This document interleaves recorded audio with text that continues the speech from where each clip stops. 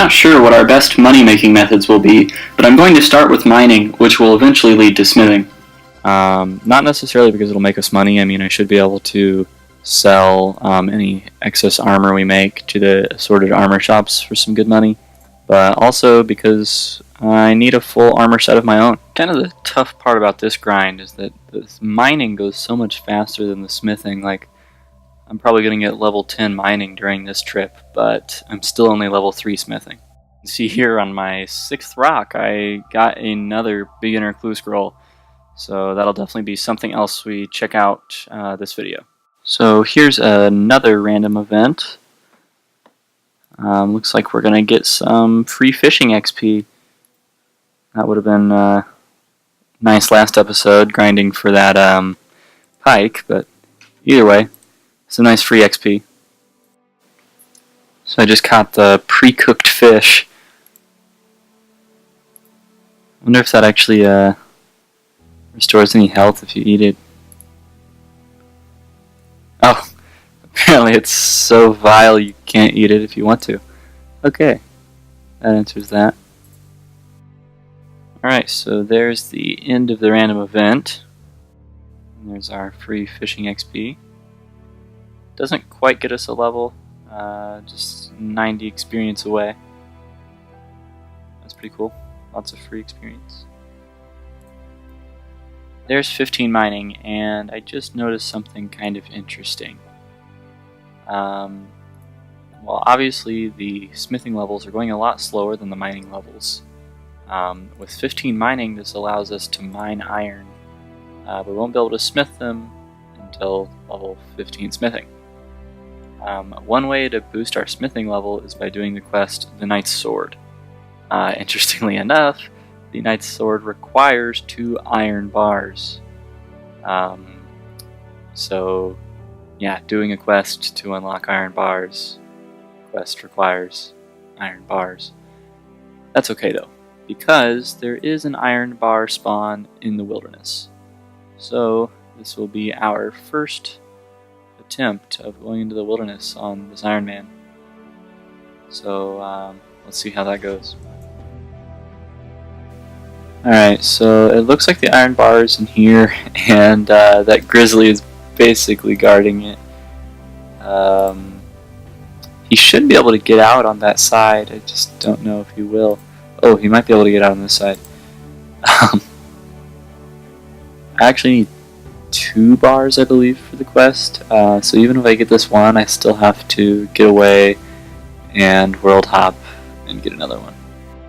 So I'm just going to go for it real fast, because it doesn't look like he's going anywhere. Oh, okay. Yeah, let's do it.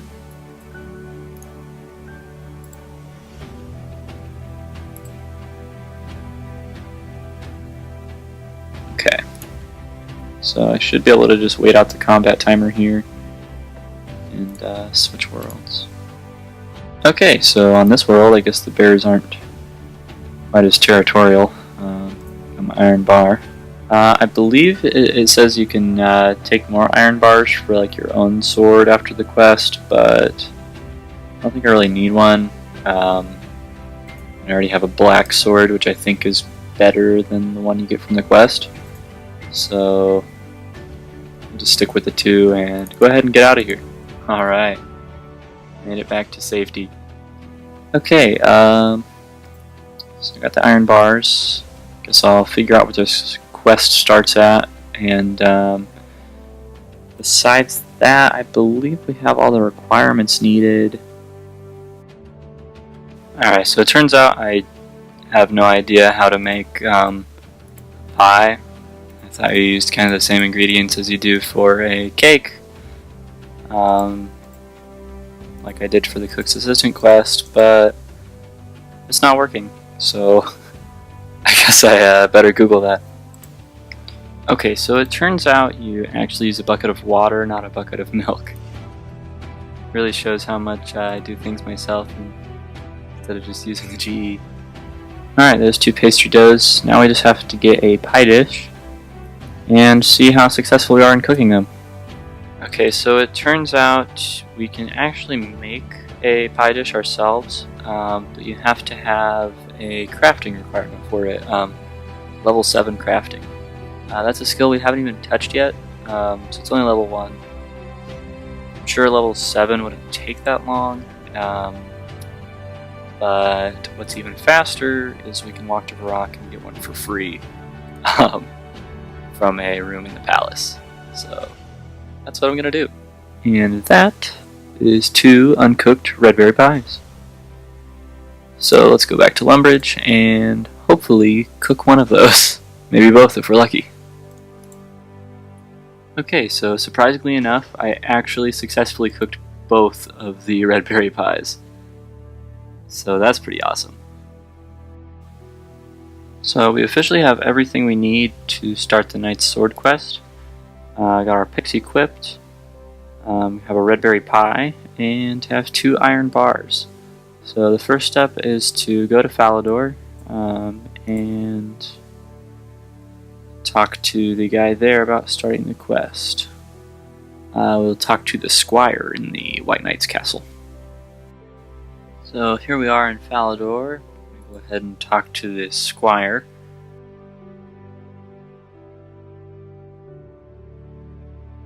Basically, he tells us that he lost a surviving sword and he wants us to try and help him out by making a new sword. Alright, so we're supposed to spin in the mace shop. Ah, a new clue. Maybe it's something easy. Let's see, we have to dig somewhere. I'm not really sure where that's at.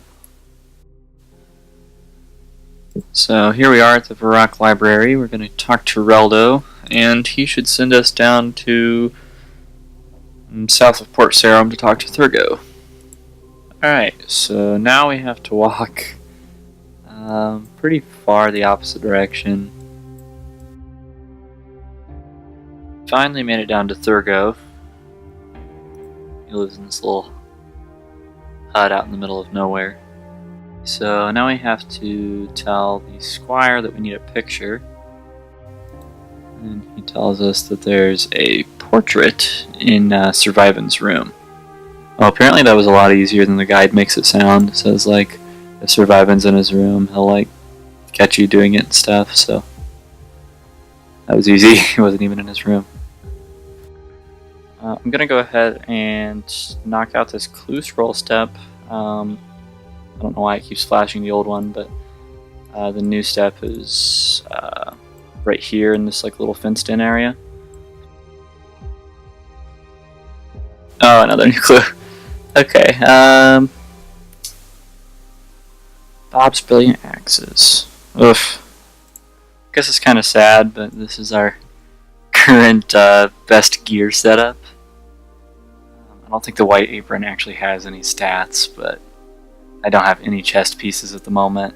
After this quest, though, I'll be able to make, pretty much whatever iron, well, I wouldn't quite be able to make an iron plate body, but okay, well, at least bronze. We can have a full bronze set after this quest if we want, but we can have a lot of iron pieces, and hopefully soon, I mean, I plan on training smithing a little bit after this as well, because we have a decent amount of bronze bars in the bank, and we are at 15 mining, which means we can mine iron. So either way, plan on training some smithing soon and having a full set of armor. Okay, so made it back to Thurgo now. Then he will tell us that he knows he needs to make a blue-right sword. Now we have to go into the dungeon up by his house and mine ourselves some blue-right. Another upgrade I'd like to make soon is to the pickaxe. I know you can make normal, like, woodcutting axes through smithing, but I'm not sure that that applies to pickaxes, which is kind of dumb if so, but either way, I need to figure out how we can get better pickaxes. Either way, let's try to survive the journey through this dungeon. The guy kind of, like, acts like he saw me. Oh, this guy definitely saw me. There we go. Got our 2 blue-right ores. Eat some food and get out of here. Uh-oh. I don't know if I can eat fast enough to survive. Run. That's scary.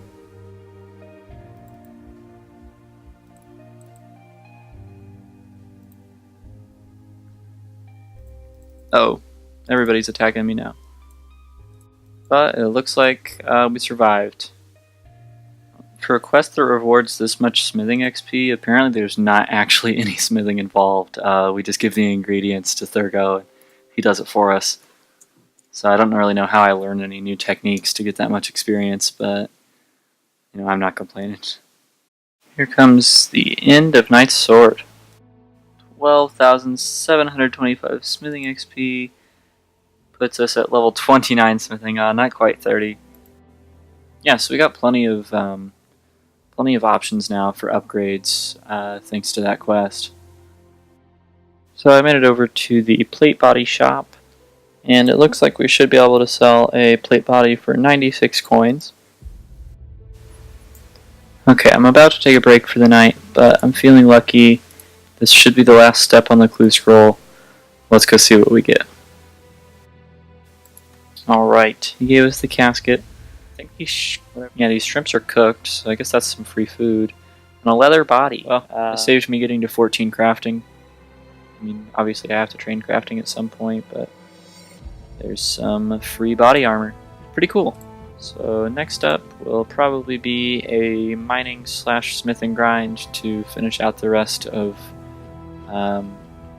our current armor set, and also make some money for buying our black armor set.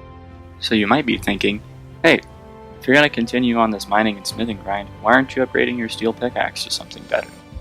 Well, we knew this wasn't about efficiency from the first time I said I was going to grind for black armor. So my main goal is to get this black armor. So I'm going to go ahead and buy this black plate body. I'll worry about a pickaxe later. So here we go. We're going to get a ton of defensive bonuses. Awesome. We are 2 pieces down on the black armor grind. Counting the black sword for now. Maybe someday we'll end up with a black scimitar, but that's a really far ways down the road. So the next goal is probably the plate legs. And I'm just going to continue with the smithing probably to make money. I might train some other random skills in between. At this point, I've done about 4 or 5 inventories of mining coal, and then smelted those into steel bars.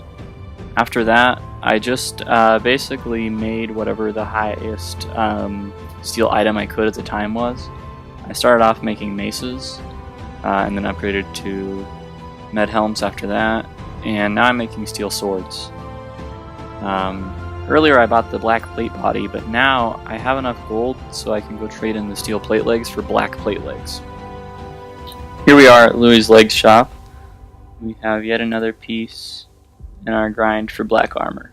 Unfortunately, we're still missing the black full helm and the black kite shield. The black full helm, the only way I'll be able to obtain it is through the Champions Guild. There's a store there where you can buy a black full helm. To access the Champions Guild, we have to have 32 quest points. We only have 2, so we're still quite a ways away. I believe you can enter it in free-to-play, so we should just be able to do all of these quests, meaning we won't have any complications with if it's technically a free-to-play area or not, and we'll be able to get into the Champions Guild to get the helmet. Although that's a lot of quests to do, and I don't know how long that's going to take. So that's going to be one of our more long-term grinds. Otherwise, a black shield, a kite shield specifically, how we're going to get it is probably by killing ice giants. They're level 53, and they have about a 3% chance, or 5 out of 128, of dropping a black kite shield. I'm not sure which one I'm going to do next, but either way I'll probably be working towards both at the same time, because I need a higher combat level to kill the ice giants, and probably for some of these quests. I figured I should give you guys kind of a sneak peek of what's going to happen in the next episode, so you have something to look forward to. So that is going to be the grind, working on quest points and working on combat level.